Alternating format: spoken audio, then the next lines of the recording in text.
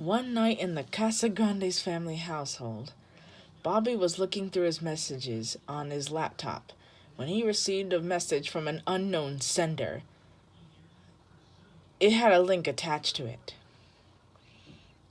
Unfortunately, he clicked on the link, and it showed that he was on a live stream in someone's room. It took 3 seconds for Bobby to realize that it was his room. He was being recorded on a live stream. There was a comment section, and Bobby started to read what people were saying. Honestly, it was sick. Very sick. They were saying things like, "He looks like a tasty snack. I can't wait for this idiot to panic. And please, please, please make him scream in agony." Bobby felt like he was going to throw up any second. He picked up his cell phone to call the police, but it wasn't working. For some reason, he couldn't get a signal or an answer to his call. Then he tried the landline phone in the kitchen, but it wasn't working either. At that point, Bobby heard a knock on the door.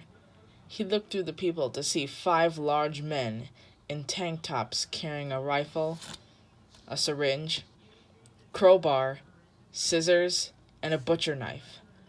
One of them also had what it looked like a briefcase, and what Bobby was guessing was more weapons and tools.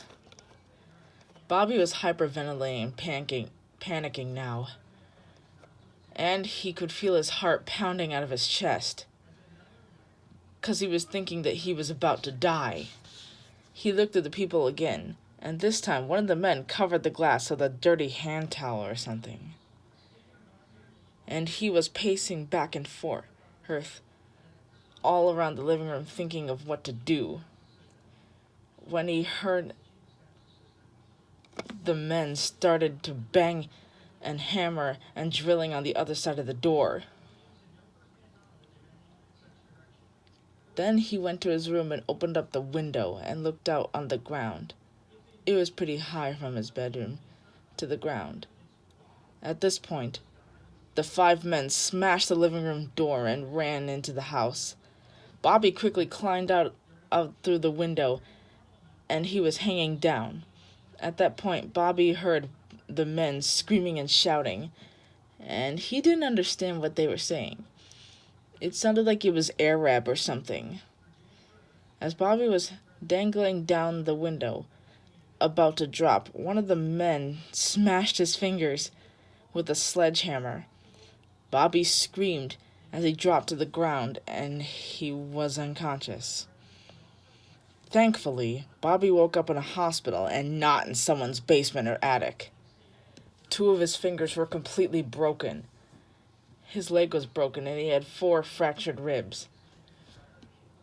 The police came to talk to Bobby and his mother shortly after he woke up. They informed him and his mom that Bobby was the victim of the dark web snuff stream. The cameras were planted in his room while he was working at the Mercado, and that he was very lucky to be alive.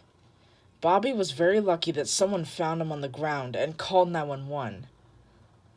So for the past few days, Bobby was too scared to go back home. But with enough assurance, comfort, encouragement, and support from his family, he'll be okay in no time.